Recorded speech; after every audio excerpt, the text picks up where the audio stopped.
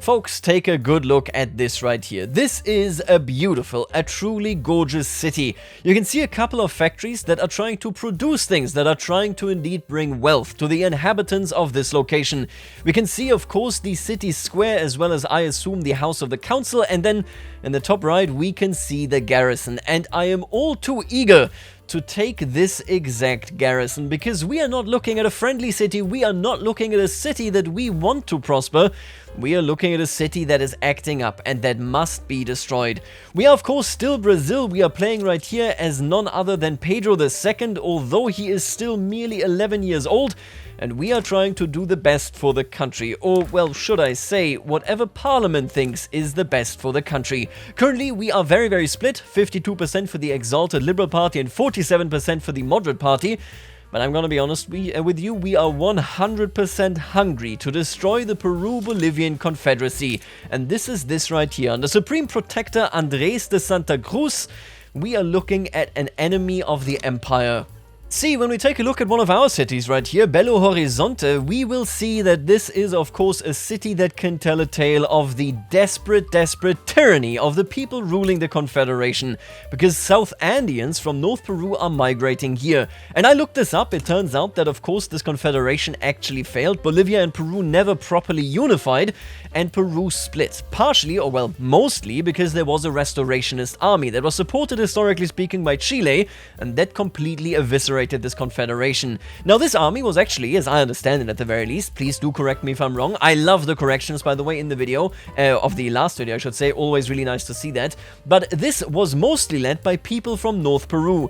And again, who is migrating here? That's right, it is North Peruvians. So these people are telling us a story, they are telling us that this is terrible, that this will bring nothing but instability to the continent, and with that of course to the empire itself. And now, I'm not convinced that Emperor Pedro de Braganza here would actually be in favor of this campaign, but I think the landowners are.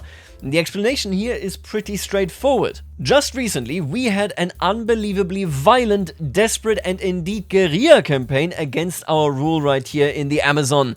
And this one has taught us one thing, if nothing else: the poor, and of course all those that are native to these lands, cannot be trusted. You can see right here that their population has sunken deeper and deeper, and we still haven't quite pacified them. Now, I do think that we will probably do it in this episode, but the Amazonics, so basically people living in this area that are Europeans that settled it, are not yet integrated, but should fairly soon be integratable, just once devastation and turmoil go down enough.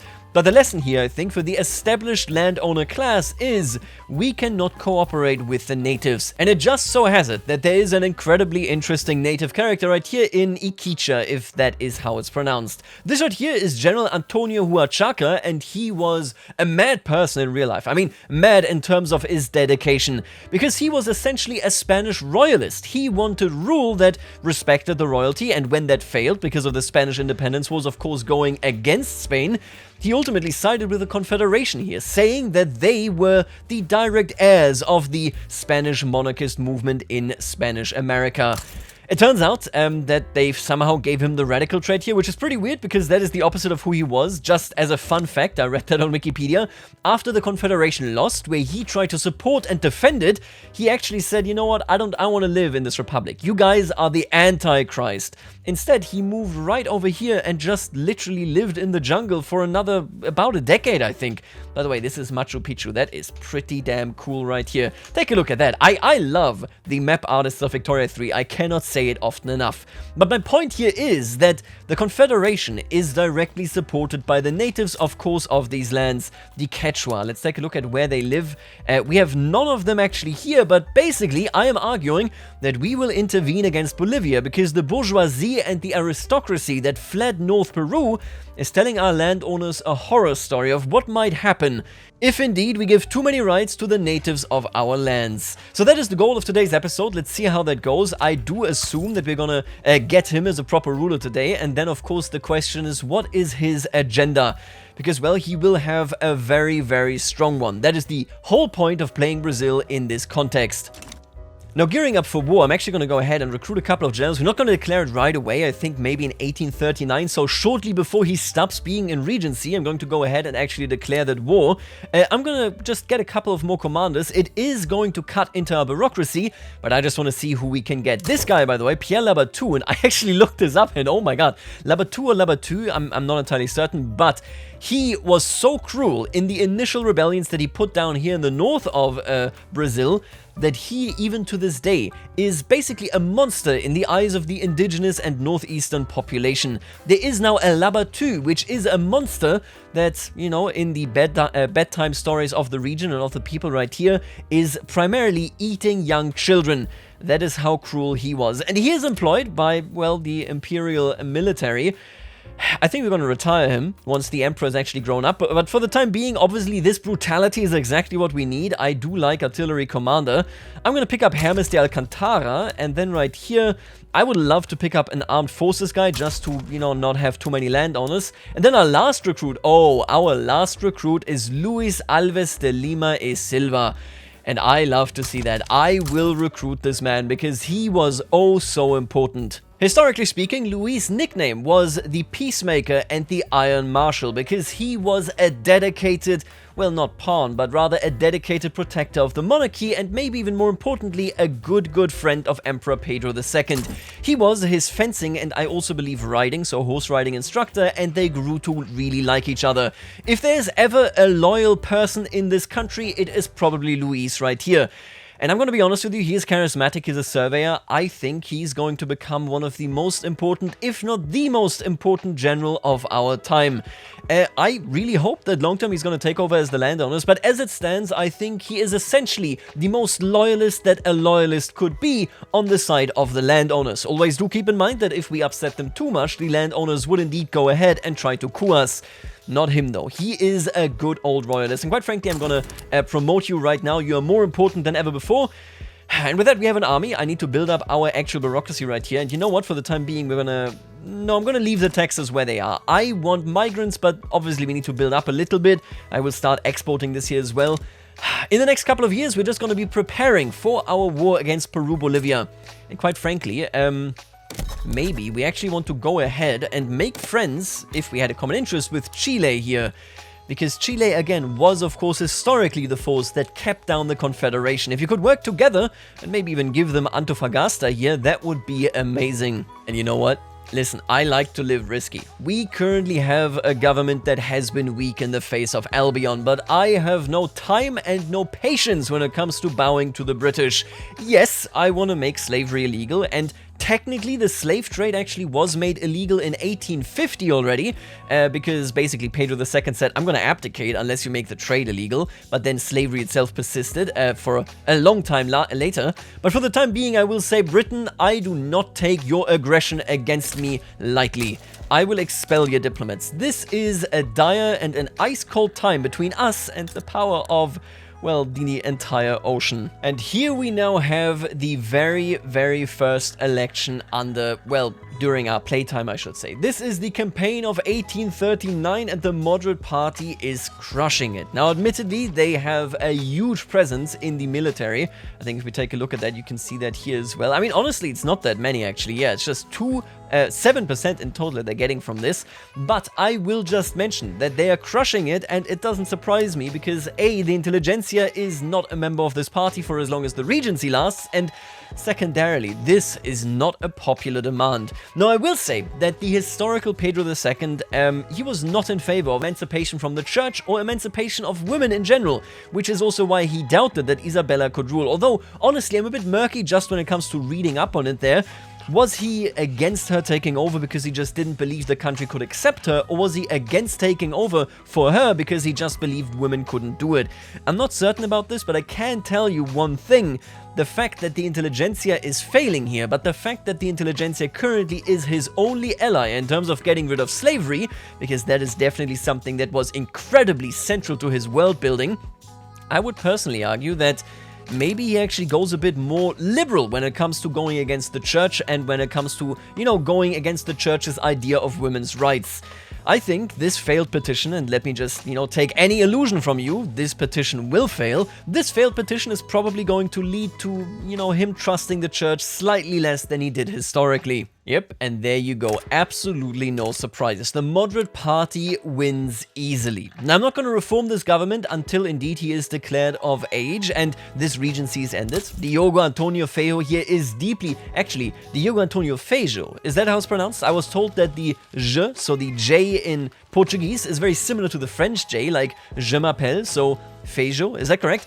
This guy is deeply unpopular, but he still is the leader of this regency, and while he was ousted at this point already, historically speaking, I'm gonna leave him right here because, well, we are basically defunct until we come of age. But with this victory, yep, I see that it is indeed confirmed that we should go to war against Bolivia to really hit it home that people like this man right here, General Antonio Huachaca, have no place in the world that we are building. You either sway yourself to the Brazilian crown, or you should have absolutely no power. And this confederation is not monarchist, no matter how much they like to believe that they are. What I'm going to do right now is I will start embargoing them, and then... do we really want to desire land here? We might do this. I know that there's a journal entry that is related to Acre, so I don't think I'm gonna take this or even the Amazonas here right now. But what I did see, and I really like this idea, we could take the last settlement of Mato Grosso because, well, this is Corumba right here, which is the last sort of, point, the checkpoint until we get into core Bolivia, and then of course with that Trinidad and La Paz itself. So if we take this, this gives us an easier way for any future wars to invade Bolivia. I'm gonna declare war for return, or actually it's just conquer state, Bolivian Mato Grosso, okay, 1.2 infamy, I can eat that. And now we're gonna go to town on them. It is disappointing to see here that nobody else is going to join, but at the very least, it appears that Britain is also going to stay neutral. What we're going to do is we're going to liberate all these subjects, because if you liberate them all, they will indeed then form an independent Peru, and that's the whole point. I want to separate them for all of eternity. I'm not going to claim anything else, but honestly, what? I don't have the budget? I don't have the budget. I really, really would have loved war reparations, but I guess no dice. We're gonna basically go into the red here for this war. Now, if we take a look at the market here, actually, in Bolivia, you can see we also have to catch up quite a bit of market access. What I really like about this is that I will actually be able to stop them from trading with the United States of America, which will induce a shortage in their army and basically should win this war for us if we just let that shortage really come up. What I'm going to do is I'm going to send you indeed right here. You're going to blockade this node, and you're going to be raiding some convoys. My hope is indeed that we can just knock them out entirely. They shouldn't have too many in terms of convoys. Yeah, you even have a shortage right there. They don't have that many convoys. I think even with a fairly small fleet, after, I nerfed them here in VTM, we should be able to raid them enough so that they can't really trade. Strike them down where you can find them. That is all I can say. If we don't take on the tyrants of Bolivia, we may yet find ourselves surrounded by neighbors that are hostile to us. This is a necessary war, dear citizen. Believe me, it is not just in the interest of the landowners. And oh my god, I really do like this command. Heavy barrage right here. Yeah, that is 75% devastation, 25% kill rate. That is nasty. And we have gotten a new event right there. Who is it? It is General Vitorino de Castro. He is a Nordestino, and he has been declared a new national hero. Vitorino de Castro has proven himself on the battlefield, and after a stunning victory in Mato Grosso, he has become a rallying cry for the nation and for the Nordestino people. From Porto Alegre to Belém, I think we can all agree, what Vitorino de Castro achieved on this day was nothing short of a miracle. To him, I propose a toast. Viva de Castro. Right, and so he has been declared a national hero of the Nordestino people, and that is really, really convenient, because being a national hero of the Nordestinos means essentially that we don't have to ban slavery to integrate them. So this is a huge, huge get for us. So in a sense, this even further just cements the rule of the armed forces and the landowners. I need you to keep that in mind. This nation is currently being built on A, the atrocities committed in the Amazons. Yep, they are now integratable because they're no longer that mad. And then on the, basically the war that we are waging to keep the natives in Bolivia and Peru out of governing. It is an interesting and a conflicting legacy that we're building here. I think that much should be clear. Now, just for the record, I'm not going to integrate them just yet. I'm going to do that after the war's over. Come on, we're going to make these important decisions when we are at peace. In the meantime, how is the war at sea going? Let's take a look at this. These are impacted now. Yep. Oh, yeah. These are impacted. That is bad. The North Peruvian shipping lanes here already are taking a huge hit. Bolivia is taking a massive hit as well. And I can only assume they landed here because I sent the troops too late to the actual front line. I can only assume that maybe you're seeing some shortages. Oh, not quite. But they are going to get shortages. They may actually never get shortages because I'm killing them so fast that essentially small arms demand goes down and down and down together with me actually blockading them here. Well, listen, if they had a bigger army, it would be working. Oh my god, and do you see this? We are literally on top of the town that I talked about earlier when it comes to conquering. Yeah, the war is now marching on and, well, we are marching in. The road to Trinidad and then the road to La Paz is not all that long once it's empty. I think what I really love about this guy is that he can do rapid advance, and this one is so important because, well, we're faster at attacking, which means they can't recover as much manpower between battles. We're faster at occupying, and to me, most importantly, in this phase of the game, we do amazing morale damage, and every early game unit is so susceptible to morale damage. This is clearing house without us needing to enter a stalemate. You can see, of course, that replenishing our troops is difficult for both sides, but it's significantly harder for them. I'm gonna try something. I'm gonna only put him on the offensive because I'm pretty sure that he's completely hammering them whenever he starts a battle because of the morale loss. Let's tell everybody else here to listen, just chill, just relax. Oh, you also know rapid advance. My hero. De Braganza right here, if you recall, he destroyed the earlier rebellions in the last 2 episodes, so I'm gonna tell both of these to just attack and then the rest can just sit and wait. I think they're gonna clean house. Dude, just look at how fast they break. This is an insane command. And then on top of that, he rolled surprise maneuver. Our morale damage is actually disgusting. Like, that is just completely horrifying right here. And as this war is going on, an early coronation takes place. Hoping to gain political capital, the Intelligentsia Regency has decided to crown Pedro de Braganza as Emperor of Brazil, significantly earlier than planned. The wolf also shall dwell with the lamb, the leopard shall lie down with the young goat, the calf and the young lion at the fatling together, and a little child shall lead them. Ooh, look at Pedro II right here. A little child is indeed now taking over, despite that maybe not being his place. So begins his reign. This at least means the regency period ends, we get one benefit here in Magnanimous Monarch, and we lose the child trait, which is massive because everybody hated him for being a child. Now, I'm gonna be honest with you. I might dismiss this government. We're gonna do this after the war. I'm gonna do 2 things actually. Oh, I can't grant him command because he's under 16. Right, so he can't actually participate in this war. He is seeing this big victory by Luis, and he has now been declared independent. After the war's over, we shall take care of domestic affairs indeed. And would you look at that, they already accept the peace deal. I mean, we're not asking for too much except the dissolution of the actual confederation. And now that that is done, take a look at that. Peru has been formed, it is independent. And gone are the days where we have to fear a potential rival, scattered to the winds. With the dissolution of the Peru-Bolivian Confederation, a nascent rival to Brazilian interests in the Andes has been defeated. The balance of power in South America has been set right once more. Santa Cruz capitulates, Confederation crumbles. The Confederacy along our northern borders, so bedeviled in its intended birth that God himself ordained its capitulation, has at last fallen. A champion's welcome in Rio de Janeiro awaits those brave men who slayed it.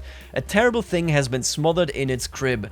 Plus 15% prestige, we really need that, because the prestige penalty that I'm eating from this right here has pushed me to minor power. And on top of that, we are also getting plus 10% loyalists from standard of living increases. Now that is what I'm talking about. We have established order, and we have, as promised, taken over Kurumba, which should be pretty useful going forward. But now that the war is over, let's take a look at our domestic politics. The Amazonics have been integrated, but it has been done with cruelty, with domination, with destruction, and quite frankly, with a disgusting amount of suppression. This is not the liberty that we preached. The landowners right here clearly won, but it's done. They are Brazilians. We can also now integrate the Nordestinos because we have a hero of this war. Now, the Nordestinos, historically speaking, were incredibly anti-slavery. It just wasn't really their cup of tea. This is also where the Sabinada happened, so the Sabino rebellion by Francisco Sabino right here. They have been integrated in a war against Bolivia that wasn't for against slavery, but that most certainly was a cause for the power politics of the landowners. So man, when it comes to defining what Brazil is, we currently define ourselves a lot, not by the crown, not by the emperor, but by the landowners. And that could be worrisome for, where this where this monarchy is heading. I spoke too early already. The integration of the Amazonics. The Amazonic people of the north and frontier settlers of the Amazon have reconciled with the central government and the growing Brazilian national movement. The northern states are with us and follow us. Something more than jubilation leapt from the audience. Relief, like a sister fretting for her brother. Perhaps a father's vindication at being proved right. Perhaps it need not matter, for the whole house was brought closer to unity. O beloved, idolized homeland, hail, hail. They all turn into Brazilians. And then here we have the Nordestinos. The Nordestino people of Bahia, Pernambuco and the whole of the Northeast have been reconciled with the central government and the growing Brazilian national movement. Religion, independence, unity, liberty. These are the bywords of Brazil. Now, I'm sure you're all curious to know what a priest and a coffee picker is doing here. Who has an answer? We're Brazilians. This is what the country asks of us. I'd give half marks. Yes, we are all Brazilians, but no. The country asks that we cherish all that we have, for we are all that we have. Oh, beloved, idolized homeland, hail, hail, hail. Is this out of like the anthem or something? Is this like an actual catchphrase that was used? Interesting. Anyway, we have done 2 out of 4, and that is used. Now it's only the Paulistas, for which I want to finish the River of Coffee. The Paulistas are right here. No, actually, the Paulistas are right there. And then the Sulistas, for which it is basically just reducing the cultural turmoil since we have won the Ragamuffin War. That is all that we need to do here. The difficulty one will be the Paulistas, because that journal entry is actually tied to the technology, that is, intensive agriculture. And then right here, we need the power of the purse. What I'm going to do is, I'm going to go ahead and lock in intensive agriculture, and then I'm going to lock in power of the purse right there, because then we get both of these journal entries as soon as possible. But anyway, let me just, basically talk about this a little bit. The emperor is now declared of age. He has found friends amongst the landowners. With Luis, let's assume he indeed became a mentor of the landowner, but then went to war, came back a hero, and that inspires Pedro. So he is very much influenced by the landowners and their ideology. Nonetheless, I would insist that he is decidedly anti-slavery, due to, of course, the guardianship that he has received from the intelligentsia. Historically, he actually owned slaves at some point. When he was crowned emperor, he was gifted 40 slaves and he immediately released them. I looked this up because I wasn't sure, was he just against slavery? Or was he also legitimately in favor of all races being integrated in Brazil? And I was very interested, or rather fascinated, I should say, to find out that he was legitimately against racism, effectively. This man, for example, would go to evening schools, would meet Afro-Brazilians there and would say, good that you are here because you make the nation stronger. You are one of us and you're the future of this country. So I think there are a couple of things that I want to make clear. I don't think he is an enemy of the landowners. I think he can govern with them, especially when he recognizes that it is a necessity. At the same time, he is decidedly not in favor of racial segregation. If he can, cultural exclusion is on the table. At the same time, he might also be a bit more against the church than he was historically, because, well, his mentor that he trusted, although his mentor was very unsuccessful, was indeed against the church and maybe even for woman liberation. So he kind of takes to that, although I'm sure he recognizes that it's not that popular in Brazil itself. And now the last thing, and I think this is a very, very important thing, is that yes, he is deeply, deeply unhappy about slavery to any degree. If he can reduce slavery by getting rid of the slave trade, that already would be great. But this right here is the end goal. And I'm actually quite positive about this, because take a look at this. We are now at 60%. We went up 10% because we indeed concluded a war right there. And this now means if we can finish national identity and naval power, we would be at 80%, and then we can actually afford to lose a couple of points, which means I could, for example, go ahead and ban slavery and still be over 50%. Because do remember, we need to be over 50% when Pedro II dies. And that declares where we are on a political level. I will now dissolve the regency. I feel so bad, because the intelligentsia are the emperor's allies, but they have proven that they are not good enough. Instead, we are going to go ahead with a relatively conservative agenda here.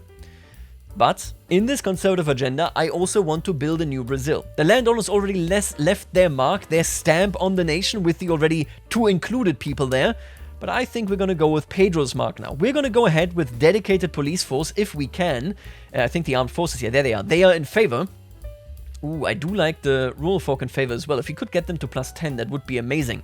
I want to essentially build a new Brazil that is centered on the urban elite, if I can, because only that urban elite actually, supports slavery bans. So with that being said, let's try to pass a middlingly progressive law while having a pretty conservative government. And you guessed right, that obviously means we're not enforcing this ban. Not right now anyway. We have other fish to fry.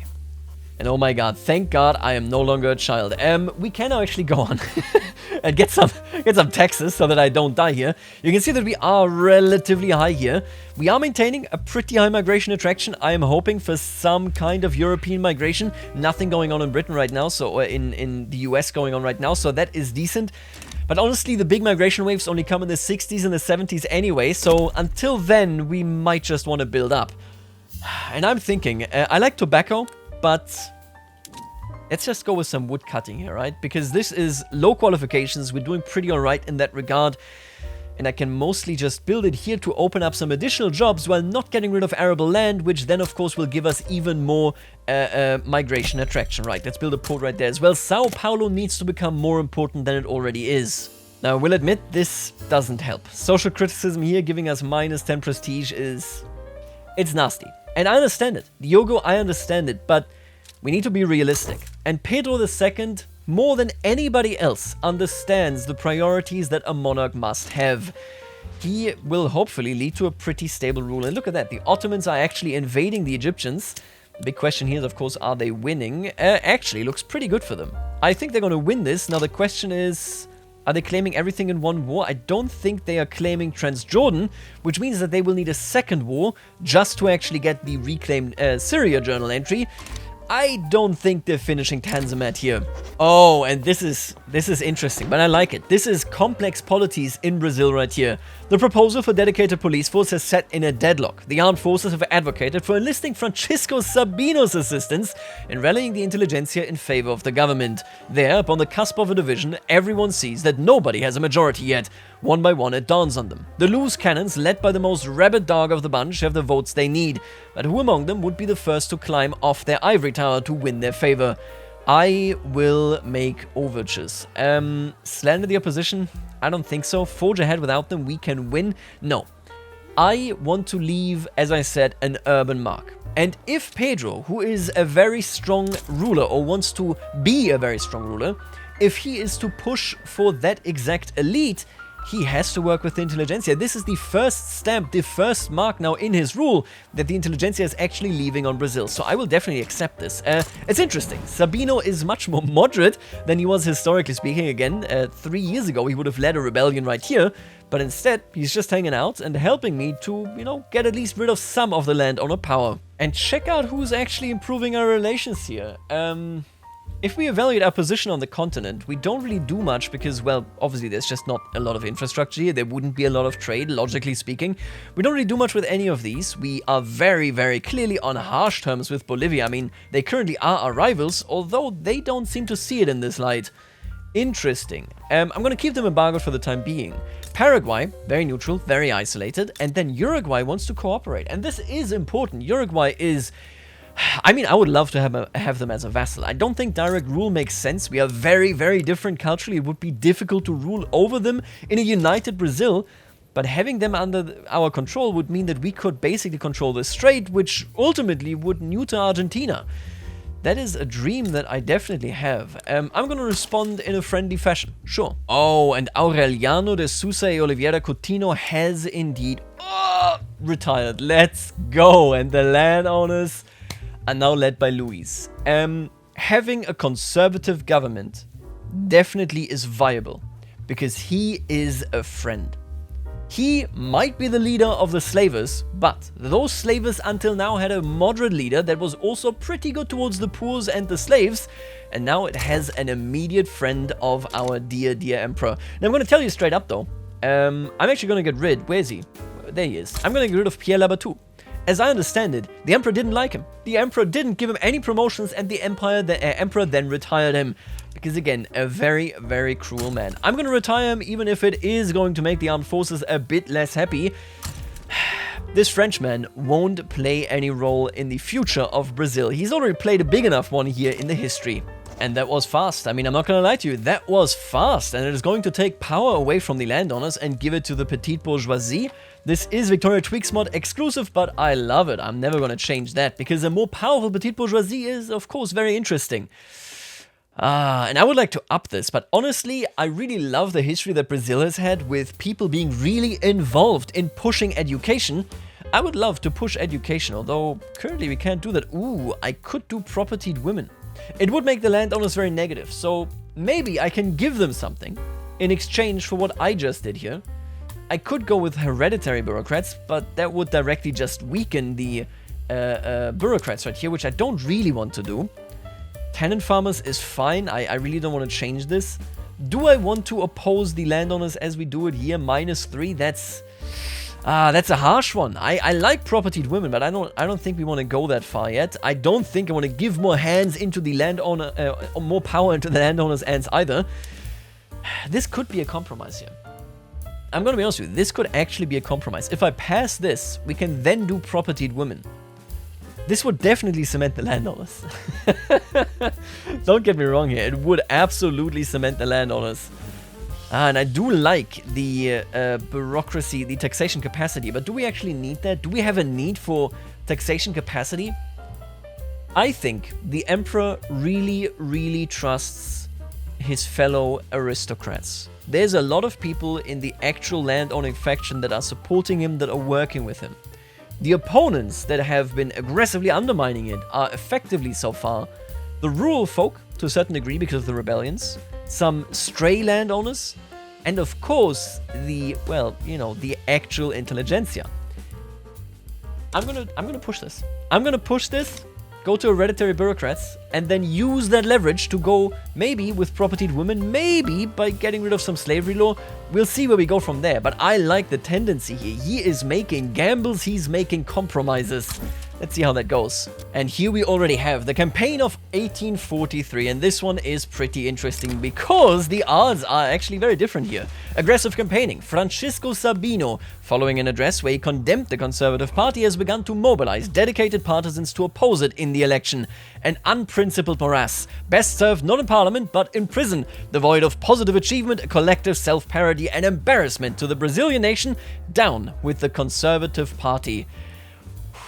You know I gotta click this button. There's certainly a better alternative. Sabino, oh my god, he may yet actually just become a politician. I mean, Diogo is unbelievably unpopular. Maybe we're gonna grant him command here?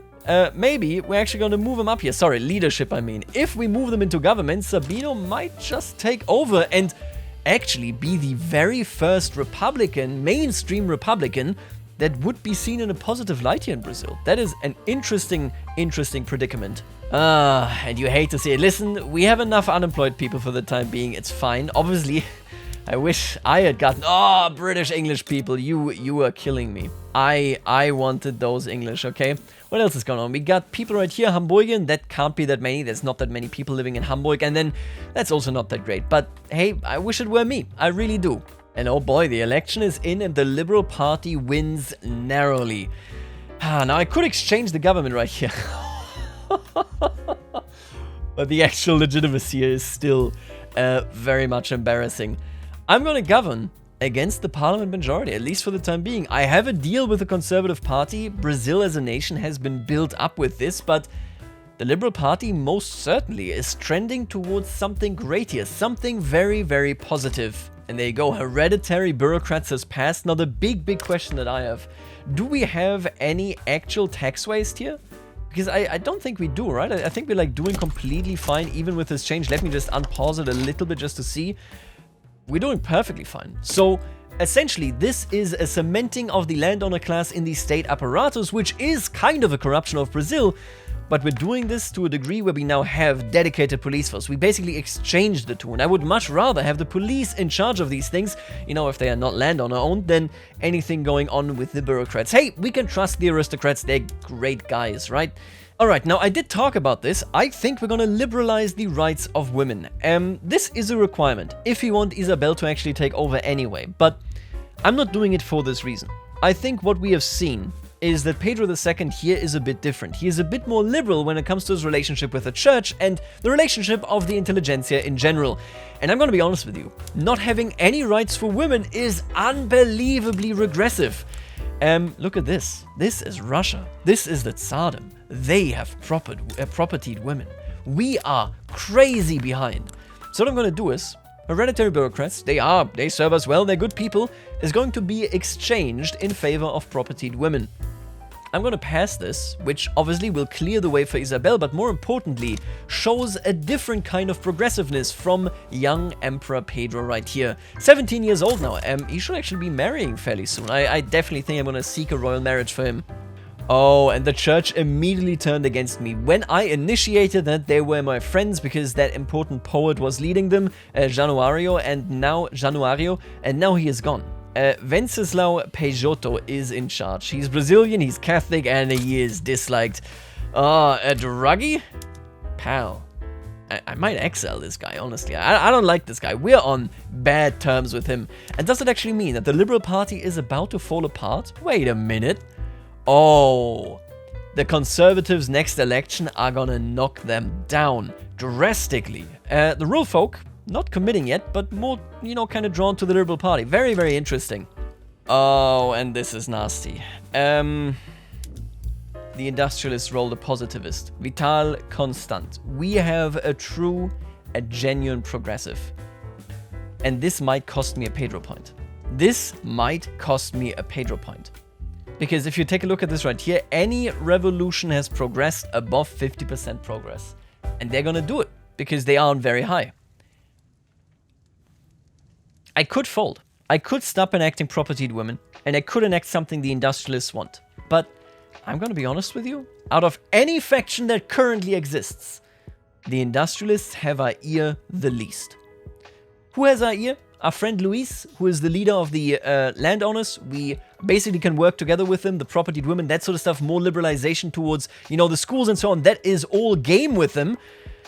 And then the intelligentsia has driven us towards being more liberal, but they are seeking open revolt in the name of the presidential republic. And I just said Sabino might be a moderate going forward here, but I don't think so.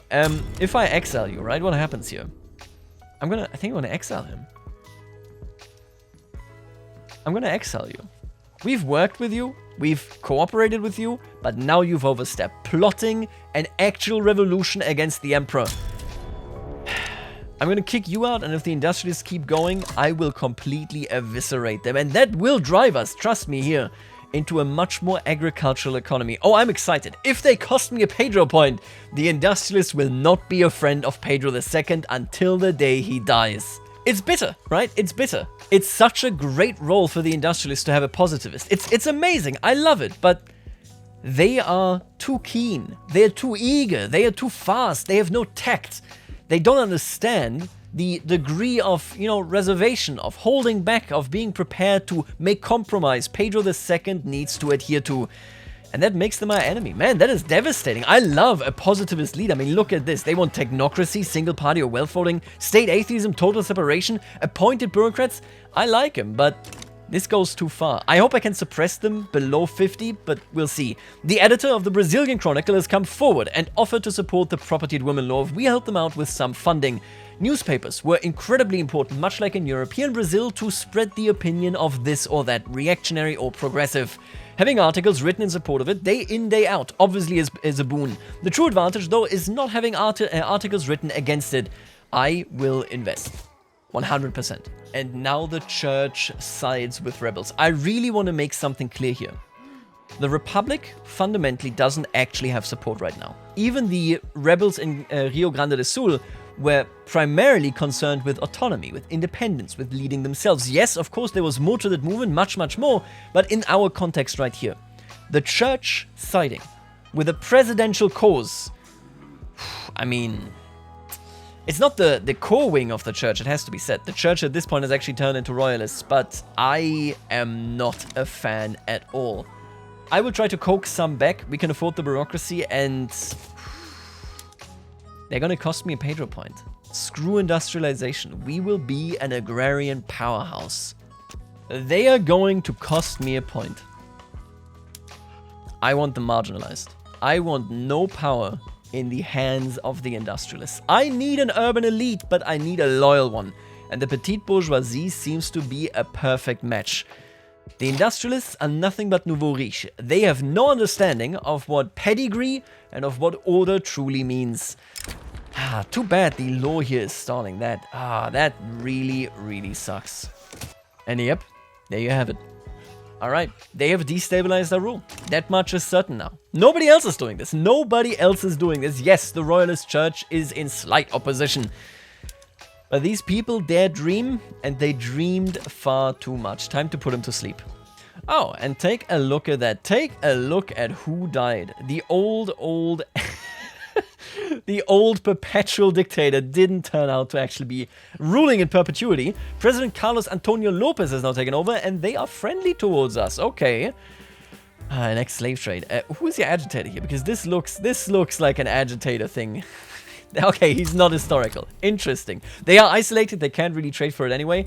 Okay, I'll take your hand in friendship, but honestly, I don't want to be too close with you. Uruguay is what I really care about. Paraguay is some backwater with just 324k. I mean, come on. And I gotta be honest with you, I think he has great intentions. He's navigating these troubled waters fairly well right now, but he has a psychological affliction that is very open to interpretation. It's very difficult to say what that means. I'm not sure that his rule is going to be as glamorous. I'm not sure with the state apparatus of the bureaucrats being cemented in the clear control of the landowners, whether he can do what he wants to do here. Especially with the new elite actually going against him.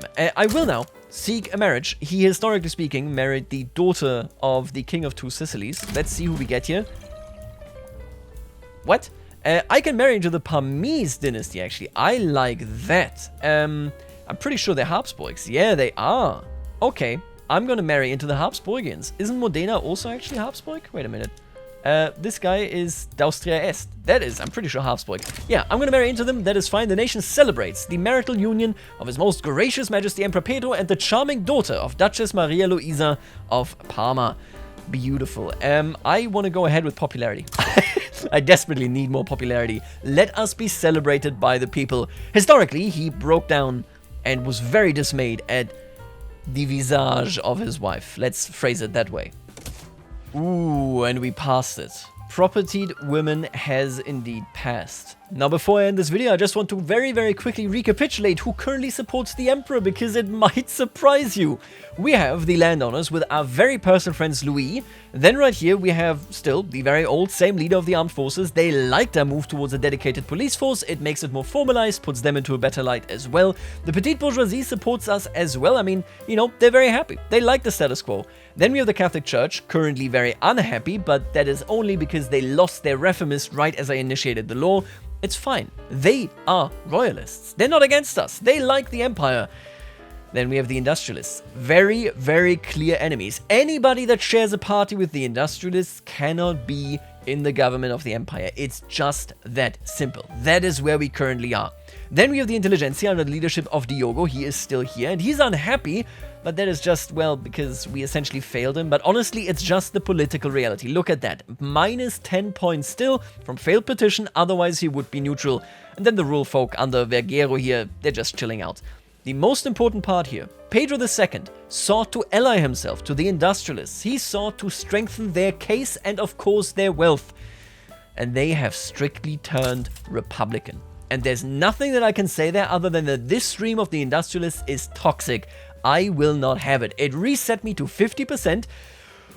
And now we need to work really, really hard to actually make things happen here. Our Pedro is a different Pedro from history, but that is of course intended, that is desired. Right now I would say he has as tumultuous a time as the historical Pedro. Whether he can cement his legacy and cement his reign, that is something for future videos. Let me know what you think so far, and oh boy, I cannot believe the landowners are my friend and the industrialists aren't. I'll leave it right here, and I'll see you later, alligator.